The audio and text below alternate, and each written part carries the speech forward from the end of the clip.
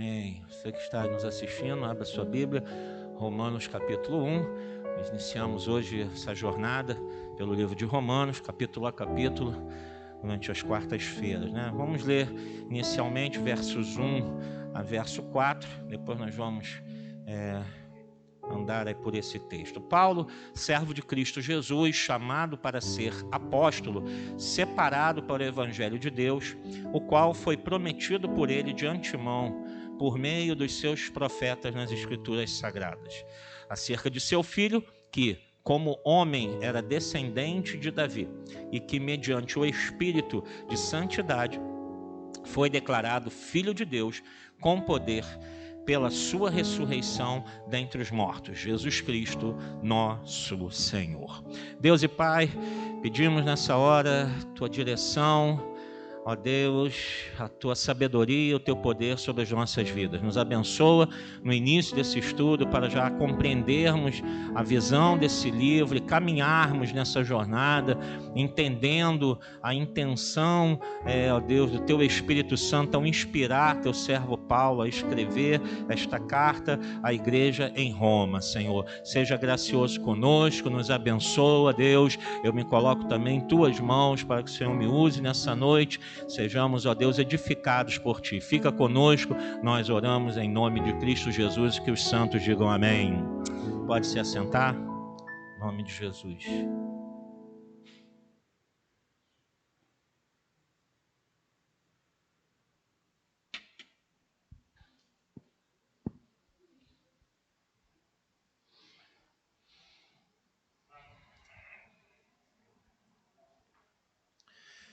Amém.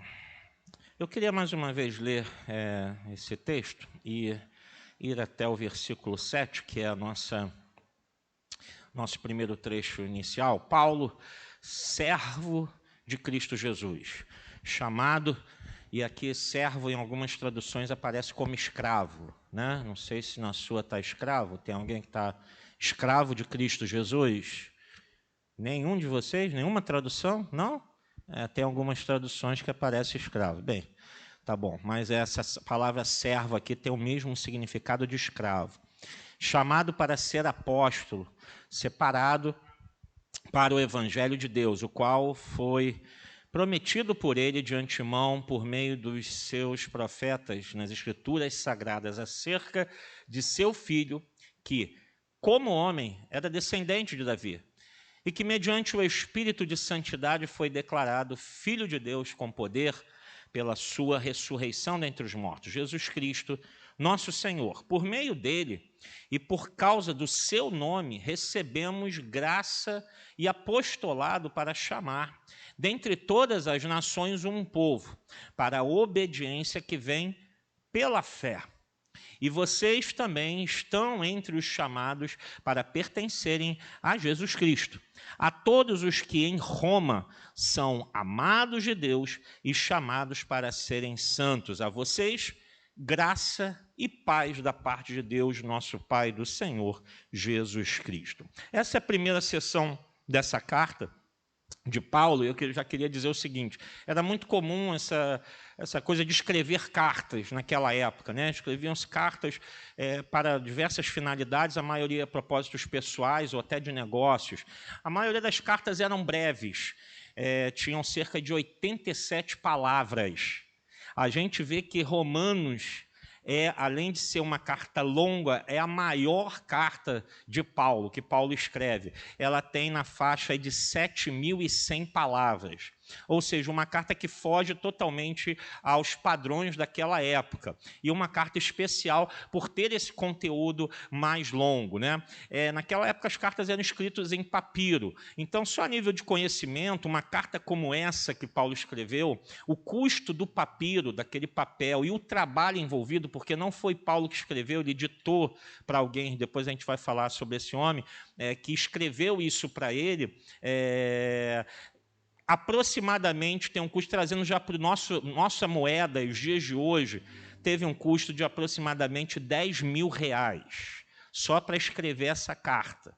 Então, você vai imaginando o custo que teve. Geralmente, as cartas, elas começavam e tinha a seguinte configuração. Primeiro, se identificava o remetente. A gente vê aqui que Paulo faz isso, né? Dava-se o título da carta, né? Ou o título da pessoa que estava escrevendo. E Paulo fala que sou apóstolo, né? Escravo de Cristo Jesus. O destinatário, ele está escrevendo a igreja em Roma. E uma saudação, ele saúda aqui a igreja, né, a todos os que em Roma são amados de Deus e chamados para serem santos, a vocês graça e paz da parte de Deus, nosso Pai, e do nosso Senhor Jesus Cristo. Então, Romanos tem todas as características de uma carta daquela época, no padrão do que era escrito naquela época. Quando eu falei lá, né, e curiosamente ninguém tem essa tradução aqui, mas quando ele se identifica como servo de Cristo Jesus, essa palavra no original, no grego, ela tem o mesmo significado de escravo. Então, Paulo coloca isso propositalmente, ele fala, eu sou escravo de Cristo Jesus. Por que ele usa essa linguagem? A gente não entende, ou pode passar direto nisso, né? Mas o que acontece? Um escravo de alguém de alta posição na sociedade naquela época, ele era diferenciado.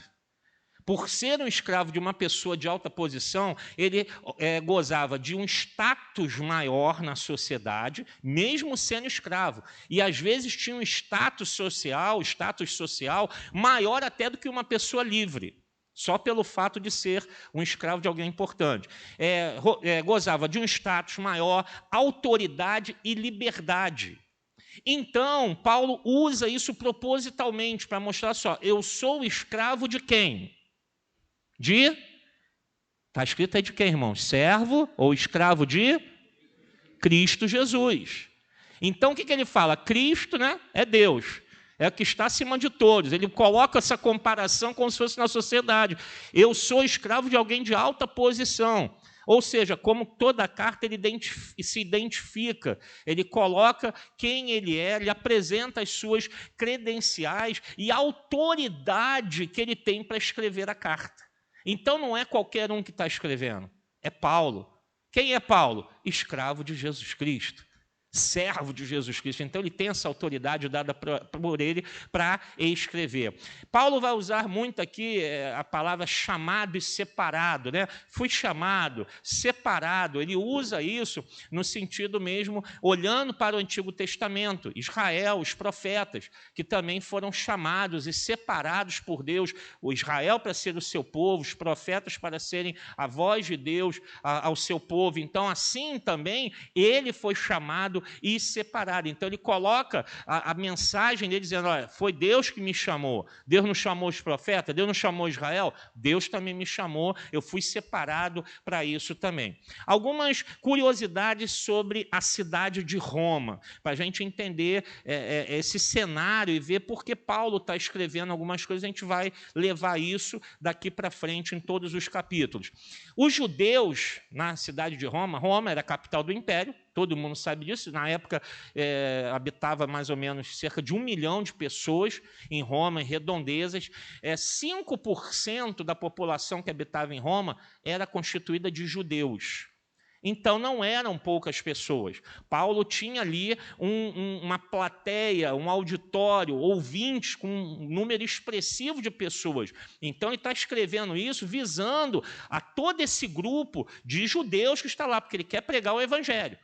E a gente vai ver que o tema da carta é justamente isso. Embora a gente pense que foi escrito à igreja em Roma, né? Ele escreveu aos judeus e aos cristãos que estavam em Roma. Por isso a carta é escrita aos romanos. Está endereçando a eles. 5% da população. A maioria dos judeus que habitavam Roma eram pobres. Poucos tinham uma situação de vida financeira um pouco melhor. O idioma que eles falavam era grego, por isso Paulo vai escrever a carta em grego, para que possa atingir esse público-alvo. 10% apenas dessa população, a maioria homens e que moravam nas cidades, eram alfabetizados. A gente para pensar, para que escrever uma carta se 90% dessa população, desse público-alvo, é analfabeto? Só que vai acontecer? Qual era a prática comum na época? O que eles faziam? Quando reuniam a igreja ou os cristãos em algum lugar, seja na sinagoga, ou seja na casa de alguém, como nós vamos ver nas epístolas, falar, a igreja que está na casa do fulano, a igreja que está na casa de Áquila e Priscila, né? A igreja se reúne em tal, na casa desse, daquele, ele vai direcionando. Então, quando havia essa reunião, o que se faziam com essas cartas? Elas eram lidas publicamente nessas reuniões em alta voz. Alguém que tinha uma boa performance de oratória e retórica pegava essa carta e lia para todos, como se fosse uma pregação. E ele colocava todo um gestual, toda uma entonação de voz para transmitir essa mensagem a todos, né? Então, quando se pensa, ele escreveu, poxa, mas poucos poderiam ter isso e ler, e até mesmo fazer cópia disso. Quem poderia fazer uma cópia de 10 mil reais naquela época? Era algo, talvez hoje, poucos também poderiam fazer, vou pagar 10 mil reais para ter esse livro aí. Né? Poucos teriam condição disso. Imagina naquela época, com os recursos daquela época, um povo que era escravo, que era servo de Roma, a maioria pobre e analfabeto.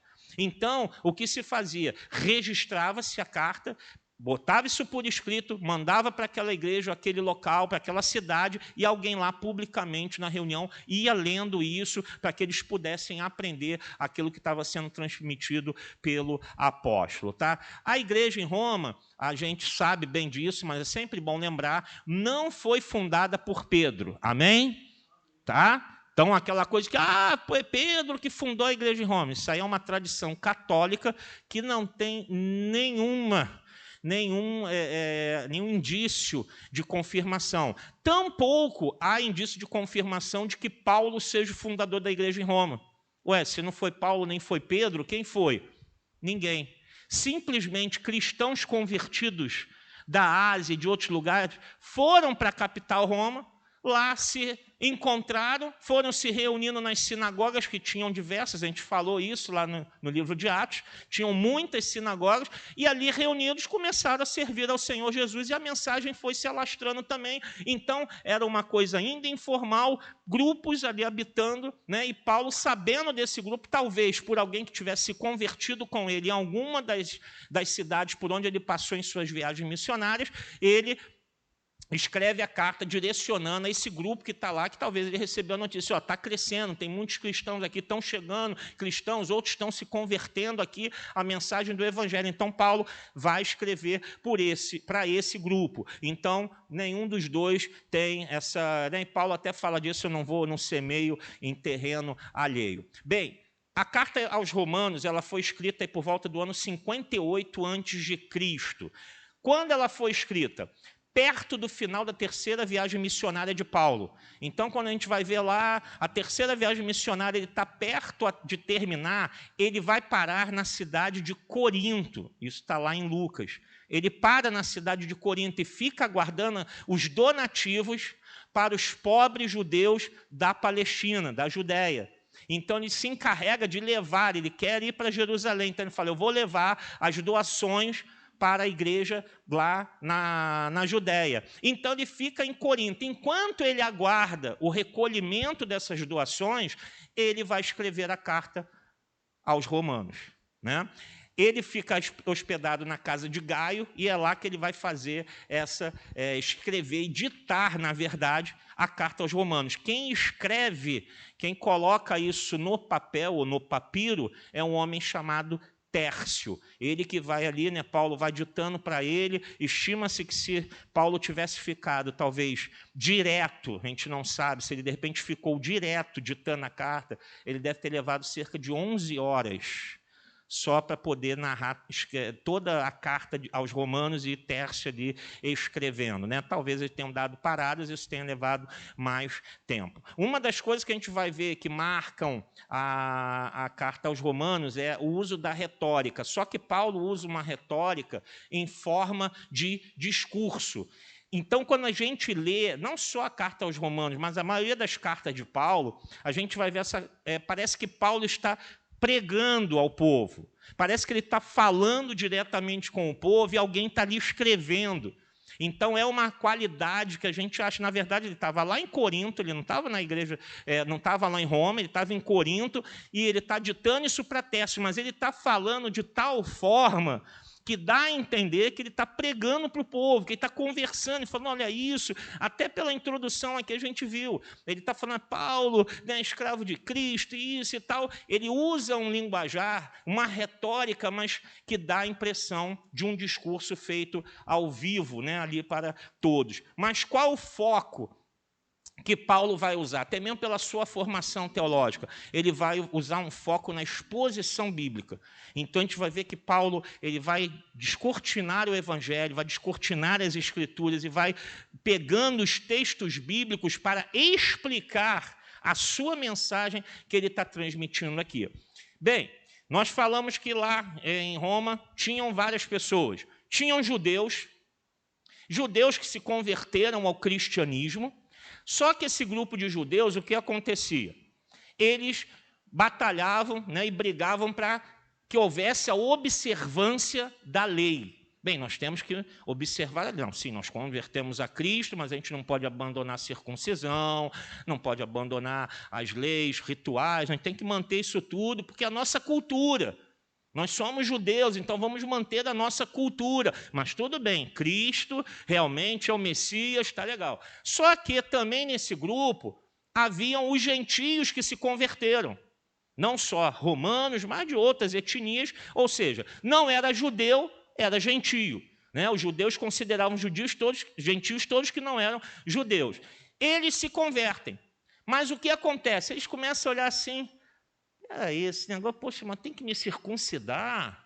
Preciso isso mesmo? Mas vem cá, se eu confio na minha salvação em Cristo Jesus, não foi isso que a gente ouviu? Não foi essa mensagem? Né? Então, o que vai acontecer, irmãos? Começa a ter um certo embate. Começam os judeus dizendo, não, tem que manter a cultura judaica. E os gentios, não, peraí, mas a gente não é só Cristo. Eu não preciso seguir isso tudo. Você é judeu, mas eu não sou judeu. Eu não preciso, não precisa. Eu não preciso, precisa. Já imaginou, né? Naquela coisa ali, começa até aquele desentendimento. E aí Paulo vai entrar com a mensagem falando o quê? Olha só, Cristo é o caminho da salvação.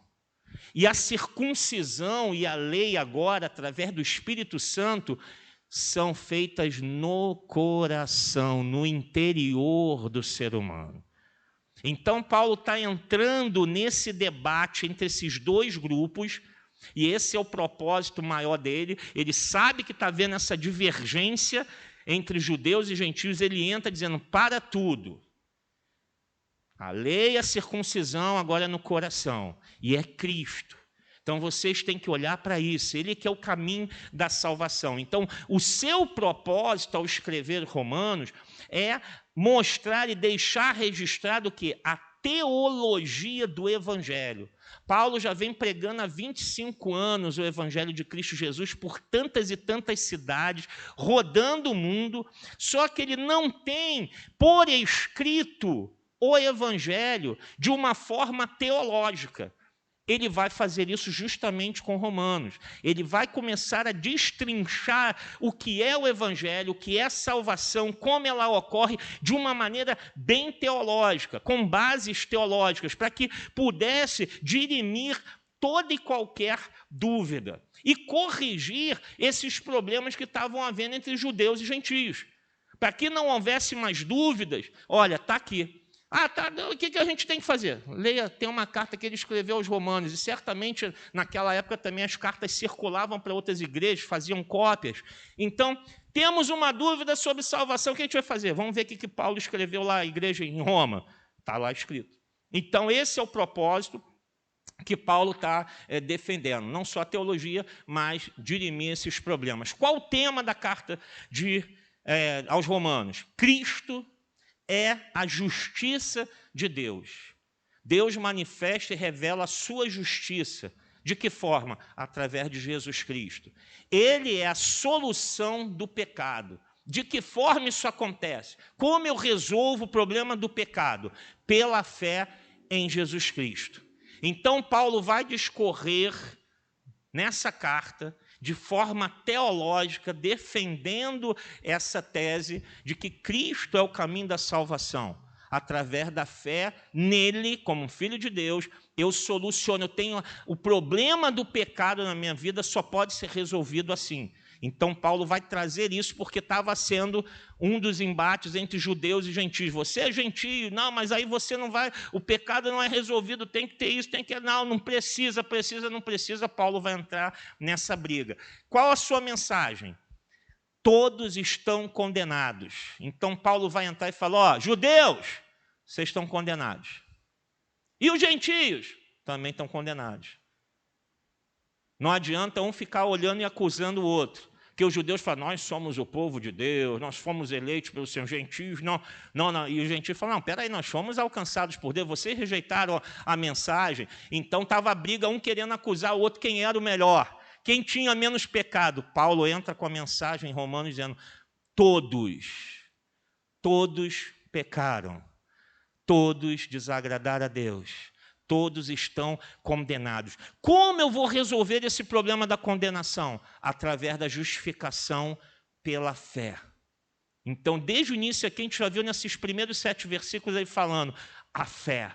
E ele vai sempre martelar e bater nessa tecla. A justificação é pela fé em Cristo Jesus. E, irmãos, a carta aos Romanos vai ser a base, a gente pode dizer que Romanos já dá a doutrina reformada.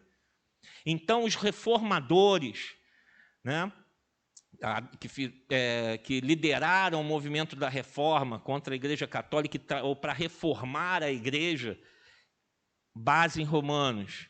Tudo a gente vai encontrar aqui, a salvação pela fé, a glória que é toda a Deus. Paulo lança essas bases da doutrina reformada. Então, é um livro bem teológico, mas também bem simples, que quando a gente vai correndo, entendendo o que ele está falando, a gente vai perceber que ele está defendendo o Evangelho de Cristo Jesus. Amém, irmãos? Tudo bem até aí? Demos um panorama. Vamos agora do versículo 8 ao 17. A gente tem que ter isso em mente, né? Paulo anseia visitar a igreja em Roma. Antes de tudo, sou grato a meu Deus mediante Jesus Cristo por todos vocês, porque em todo o mundo está sendo anunciada a fé que vocês têm. Deus, a quem sirvo de todo o coração pregando o evangelho de seu Filho, é minha testemunha de como sempre me lembro de vocês em minhas orações. E peço que agora, finalmente, pela vontade de Deus, me seja aberto o caminho para que eu possa visitá-los. Anseio vê-los a fim de compartilhar com vocês algum dom espiritual para fortalecê-los, isto é, para que eu e vocês sejamos mutuamente encorajados pela fé. Quero que vocês saibam, irmãos, que muitas vezes planejei visitá-los, mas fui impedido até agora. Meu propósito é colher algum fruto entre vocês, assim como tenho colhido entre os demais gentios. Sou devedor tanto a gregos como a bárbaros, tanto a sábios como a ignorantes. Por isso, estou disposto a pregar o evangelho também a vocês que estão em Roma. Não me envergonho do evangelho, porque é o poder de Deus para a salvação de todo aquele que crê, primeiro do judeu, depois do grego, porque no evangelho é revelada a justiça de Deus. Olha aí, justiça. Isso aí vai percorrer todo o livro, irmãos. Uma justiça que do princípio ao fim é pela fé. Olha como ele vai já martelando desde o início aquilo que eu falei, a fé, mediante a fé, a justiça, através de Cristo. Como está escrito, o justo viverá pela fé. Então, Paulo aqui ele vai com as suas ações de graça, né, agradecendo a Deus por tudo isso. Ele manifesta o desejo de pregar em Roma. Não sei se os irmãos lembram, lá em Atos, a gente falou sobre isso, né? E Paulo fala, quando ele está fazendo a viagem missionária, fala, poxa, eu quero ir para Roma, e de Roma eu quero esticar até a Espanha, para pregar. E a gente viu no encerramento do livro de Atos que provavelmente Paulo, quando foi solto da sua primeira prisão, ele provavelmente deve ter ido até a Espanha, baseado na igreja em Roma. Então Paulo manifesta já aqui, quando ele escreve lá no final da terceira viagem missionária, ele já manifesta: eu quero ir até vocês, eu quero estar em Roma. Só que ele vai fazer isso, a gente viu o que fez, só que ele vai fazer isso como? Preso.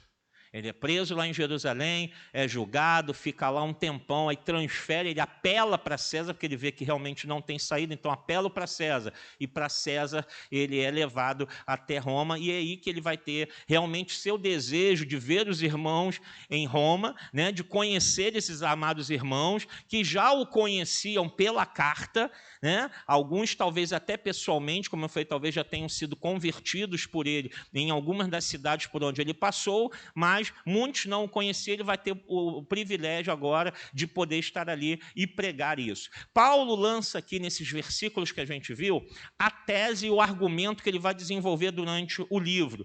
Qual é? As boas novas a todos. Boas novas a todos. Essa é a tese e o argumento que ele vai desenvolver. Boas novas a todos. Então não tem isso que é só para judeu? Não. É só para os gentios? Não. É para todos. O evangelho é pregado a todos. Então ele aqui já lança o que ele vai discorrer durante todo esse livro. Ele vai falar sobre a justiça ou justificação, que é o quê? O aspecto divino de juízo do seu povo. Deus vai trazer justiça e juízo, justificação sobre o seu povo. Ele vai julgar o seu povo. Então, a justiça ou justificação é justamente Deus usando o quê? Misericórdia, que é o quê? Absolvição. Quando Paulo está dizendo justiça de Deus em Cristo, somos justificados, é Deus manifestando o seu juízo, mas dizendo: em Cristo você está absolvido dos seus pecados. É isso que Paulo vai discorrer. Ele vai mostrar que é em Cristo que eu consigo isso. Não é pela minha etnia. Não, é por estar em Cristo Jesus. Ele vai falar dessa fé, a fé salvífica, não uma fé de uma crença, de uma religiosidade, de uma credulidade. Ele está abordando aqui a fé salvífica. E ele vai discorrer no livro também, mostrando que essa fé significa o quê? Compromisso com o reino de Deus. Não é apenas dizer eu tenho uma religião. Não é apenas dizer eu creio em Jesus. Tá bom, Paulo vai mostrar isso nos outros capítulos. Ele vai discorrer o quê? Essa fé salvífica, dizer assim: eu fui salvo, eu creio em Jesus para a salvação da minha alma, para a minha justificação. De que forma eu vou mostrar isso? Através do meu compromisso com o reino de Deus. Não adianta ser um frequentador de igreja. Eu tenho que viver o evangelho na minha vida, em todos os setores da minha vida, todos os dias, em todos os lugares. Então, Paulo vai mostrar isso também. Eu sou justificado e isso tem um espelho, isso reflete na minha vida, no meu compromisso. Isso aborda toda e qualquer etnia, não é só judeu, não é só gentio, e vai nos dar o quê? A salvação do juízo final. A minha fé em Cristo me leva a ser justificado, ou seja, a misericórdia, o perdão de Deus, a absolvição do Senhor. Isso vai me levar a ter um compromisso com o reino de Deus. E aí eu tenho a salvação final, para que no último dia eu possa, aí sim, ser absolvido da condenação eterna. Isso tudo em Cristo Jesus. Então Paulo está dando aqui um panorama e está dizendo, esse é o processo. Mas a gente vai entrar em detalhe em cada passo desse aqui para falar sobre tudo isso. Versículos 18 a 32, que é a última sessão. A ira de Deus contra a humanidade. Agora Paulo já começa a dar um panorama um pouquinho mais fundo. Portanto, a ira de Deus é revelada dos céus contra toda impiedade e injustiça dos homens, que suprimem a verdade pela injustiça. Pois o que de Deus se pode conhecer é manifesto entre eles, porque Deus lhes manifestou, pois, desde a criação do mundo, os atributos invisíveis de Deus, seu eterno poder e sua natureza divina, têm sido vistos claramente, sendo compreendidos por meio das coisas criadas, de forma que tais homens são indesculpáveis. Porque, tendo conhecido a Deus, não o glorificaram como Deus, nem lhe renderam graças, mas os seus pensamentos tornaram-se fúteis, e o coração insensato deles obscureceu-se. Dizendo-se sábios, tornaram-se loucos, e trocaram a glória do Deus imortal por imagens feitas segundo a semelhança do homem mortal, bem como de pássaros, quadrúpedes e répteis. Por isso, Deus os entregou à impureza sexual, segundo os desejos pecaminosos do seu coração, para a degradação do seu corpo entre si. Trocaram a verdade de Deus pela mentira e adoraram e serviram a coisas e seres criados em lugar do Criador, que é bendito para sempre. Amém. Por causa disso, Deus os entregou a paixões vergonhosas. Até suas mulheres trocaram suas relações sexuais naturais por outras, contrárias à natureza. Da mesma forma, os homens também abandonaram as relações naturais com as mulheres e se inflamaram de paixão uns pelos outros. Começaram a cometer atos indecentes, homens com homens, e receberam em si mesmos o castigo merecido pela sua perversão. Além do mais, visto que desprezaram o conhecimento de Deus, ele os entregou a uma disposição mental reprovável para praticarem o que não deviam. Tornaram-se cheios de toda sorte de injustiça, maldade, ganância e depravação. Estão cheios de inveja, homicídio, rivalidades, engano e malícia. São bisbilhoteiros, caluniadores, inimigos de Deus, insolentes, arrogantes e presunçosos. Inventam maneiras de praticar o mal, desobedecem a seus pais, são insensatos, desleais, sem amor pela família, implacáveis. Embora conheçam o justo decreto de Deus, de que as pessoas que praticam tais coisas merecem a morte, não somente continuam a praticá-las, mas também aprovam aqueles que as praticam. Vamos lá, vamos entender um pouquinho. Primeiro, a gente viu aqui falando sobre a natureza de Deus. Os filósofos gregos da época falavam muito que a natureza de Deus estava evidente na criação. E mais claro que eles levavam isso para o lado do seu politeísmo, né? Eles tinham muitos deuses. Então, se você quer conhecer os deuses, se você quer se aproximar da divindade, é só você olhar a natureza, as coisas que estão aí, e você consegue ter uma relação com a divindade, seja qual for o seu Deus. Então, isso, Paulo está pegando esse gancho, até porque a própria palavra diz, né, que os céus manifestam a glória de Deus, o firmamento anuncia a obra de suas mãos. Então, a natureza, a criação, aponta para o poder e a grandeza de Deus. E para os gregos isso ia soar familiar, falar, poxa, realmente, a natureza eu tenho encontro com a divindade, eu já aprendi isso, já ouvi filósofos falando sobre isso. Então, Paulo está dizendo o seguinte, não adianta querer dizer, eu não sei nada de Deus, eu desconheço Deus. Basta para você olhar para tudo que está ao seu redor, que você vai chegar a uma conclusão que vai vir naturalmente lá de dentro. Algo muito maior do que eu fez tudo isso. Não tem como dizer, isso apareceu do nada, foi a evolução, isso veio de um Big Bang, tá? E quem fez o Big Bang?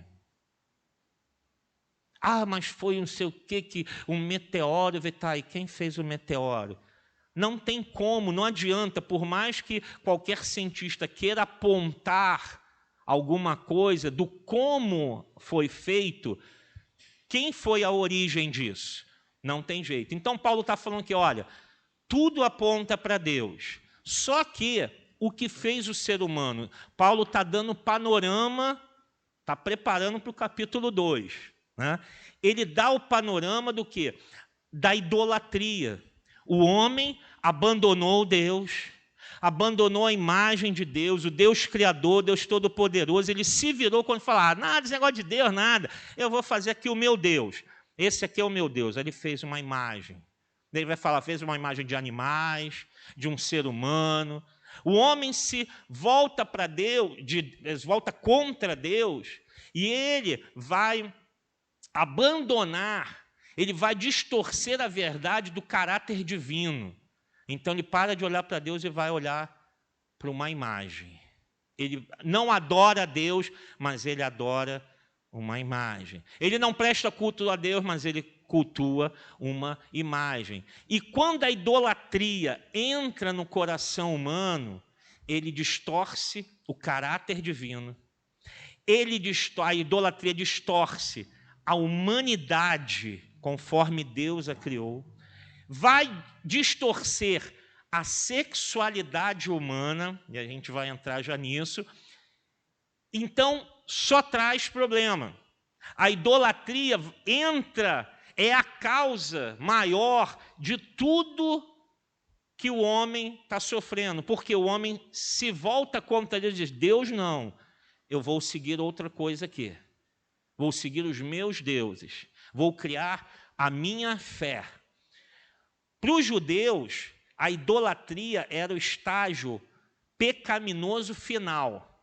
Chegar na idolatria era assim o fim da picada. E por que Paulo está tocando nisso? Porque o judeu olha para o grego e fala assim, para o grego e para o gentio fala, o gentio é idólatra, eles têm muitos deuses, eles cultuam um monte de divindade, a gente não, a gente só tem um Deus.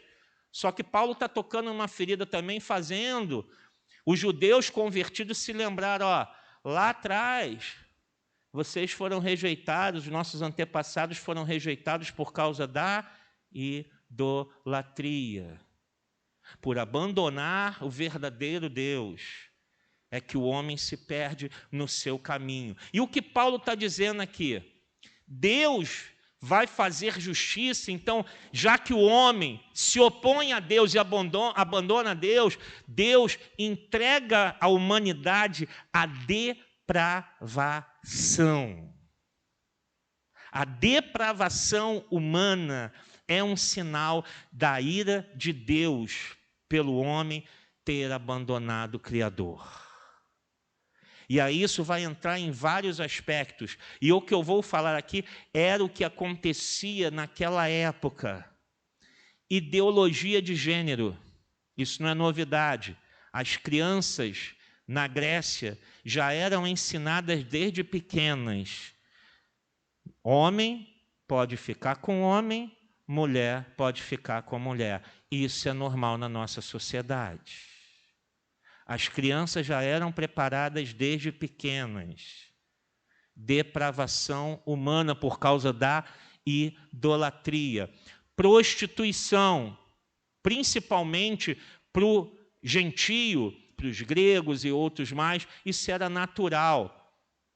Viver uma vida de prostituição. A homossexualidade era aceita normalmente na cultura e na sociedade. Normal. O homem estar com homem, mulher com mulher, não havia problema, isso era aceito. Então Paulo está tocando nessa ferida. Sabe por que essa depravação está acontecendo?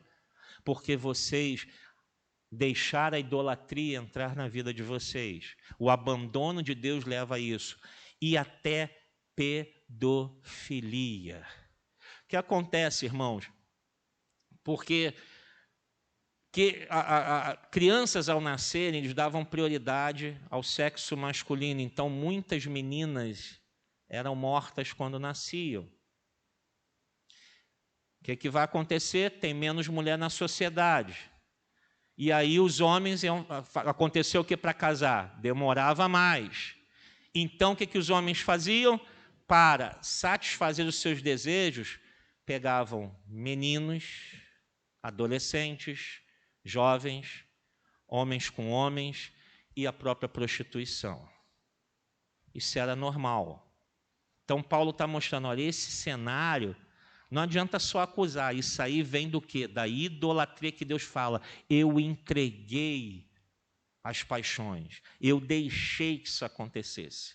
Então, o abandono, a imoralidade, a perversão, mostra o abandono da parte de Deus a isso. Deus está abandonando, diz, ó, abandonei eles, deixei eles. O que vai acontecer? Paixões desenfreadas, que Paulo vai falar que Deus os entregou a paixões desenfreadas, prazeres sexuais proibidos e vergonhosos, que envolve a homossexualidade, a degradação do corpo, que aqui Paulo fala, Deus os entregou para se degradarem em seu próprio corpo, né, que Paulo depois vai falar que é o templo do Espírito Santo, e uma mente reprovável, uma mente que Deus entrega para dizer assim, olha, é isso mesmo, eu estou vivendo assim e eu tenho orgulho disso. Isso soa atual para a gente? Pessoas falando assim, eu tenho orgulho de viver a minha vida assim, eu sou isso, eu faço isso. Isso é o sinal de quê? Deus reprovando e falando, estou entregando essas pessoas realmente à destruição. É Deus mostrando a sua ira. Quando Paulo vai falar aqui no finalzinho do capítulo, quando ele diz, cadê 32? Embora conheça o justo decreto de Deus de que as pessoas que praticam tais coisas merecem a morte, não somente continuam a praticá-las, mas também aprovam aqueles que as praticam. Aprovam. Paulo está falando assim, ó, não adianta só o que peca.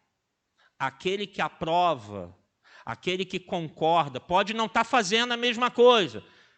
Já viu aquelas pessoas, não, sabe, não, cada um com seu cada um, mas assim eu respeito, né? Não tem problema nenhum, a pessoa pode fazer isso e tal. Ele aprova. Ele é tão pecador quanto o que pratica. A igreja tem que se posicionar e falar, não aprovo, não concordo. A pessoa pode viver do jeito que ela quiser, mas eu não aceito essa prática. Eu não concordo com isso. Paulo está falando, aprovar mostra que você também está envolvido no mesmo pecado. Prazer nos pecados alheios. Há pessoas que têm alegria e sentem prazer. O outro que está pecando, mas eu não estou envolvido nisso, mas eu estou muito feliz com fulano, com Beltrano e tal. Apoiam, defendem, propagam isso. Paulo está falando, quem também faz isso, não pratica, mas também faz, é sinal de que Deus o rejeitou. E é tão pecador quanto. Trazendo para os nossos dias de hoje, entretenimento em mídias pecaminosas. Sabe aquela coisa assim, vou assistir aqui uma coisa, um vídeo, um filme, alguma coisa que é pecaminoso. Só o fato da gente assistir está mostrando que a gente está apoiando isso. Mas eu não fiz nada, eu só vi. Paulo está falando, você está aprovando, porque se você acha que isso está errado, você nem vai ver. Você não vai assistir essa coisa. Mas é um filme de comédia, mas só tem moralidade. Só tem cunho sexual do início ao fim, só fala piadas de duplo sentido, e você está assistindo, porque é muito engraçado. Você está apoiando isso. Você está aprovando isso. E Paulo está dizendo, é a mesma coisa daqueles que fazem. Olha como Paulo já está chamando a uma responsabilidade. Ele só abriu a porta, mas ele está falando, cuidado, esse é o sinal de que Deus reprovou. Paulo está preparando aqui a crítica a outros pecados que ele vai mostrar semana que vem no capítulo 2. Ele começa pegando pesado e parece assim, poxa, Paulo já entrou de sola. Porque ele está preparando o ambiente para mostrar. Não é só isso, não. Ele vai entrar em outras coisas, em outras questões, para mostrar que o pecado está em outras formas também. Então, Paulo está preparando isso e dizendo algo. Olha, vocês estão achando que só os gentios são pecadores e condenados? Não são, não. Paulo vai mostrar que os gentios não são os únicos condenados, não. Que há judeus também, que há toda sorte de etnia. Então, Paulo está preparando para entrar naquela questão e começar a mostrar onde vai entrar o evangelho da salvação. E a gente vai ver isso semana que vem no capítulo 2. Amém? Vamos ficar de pé, vamos agradecer ao Senhor.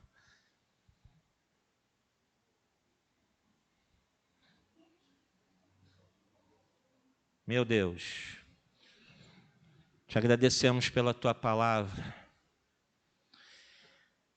e por podermos ver, ó Deus, a preciosidade de aprender o teu evangelho, de conhecer a tua palavra e saber que todos nós estamos condenados, que nenhum de nós pode bater no peito e dizer: eu sou melhor, eu estou salvo, aquele ali está perdido. Senhor, que o Senhor nos leve nessa jornada de estudo a aprender que todos nós precisamos da graça e misericórdia do Senhor. Que assim como esse livro, essa carta, inspirou e atingiu tantas pessoas, não só em Roma, mas em tantas outras cidades, em todos os séculos e tempos, e chega até nós hoje, também produza em nós a visão do Evangelho, a visão da salvação, da fé, da justificação e do juízo de Deus sobre o pecador. Ah, Senhor, nos dá graça, perdoa os nossos pecados e nos ajuda, Senhor, a aprender mais e mais e viver conforme a Tua palavra, para que um dia, no último dia, possamos ouvir do Senhor: entra no descanso do Teu Deus. Muito obrigado por essa noite, pelo início desse estudo, em o nome de Cristo Jesus. Amém e amém.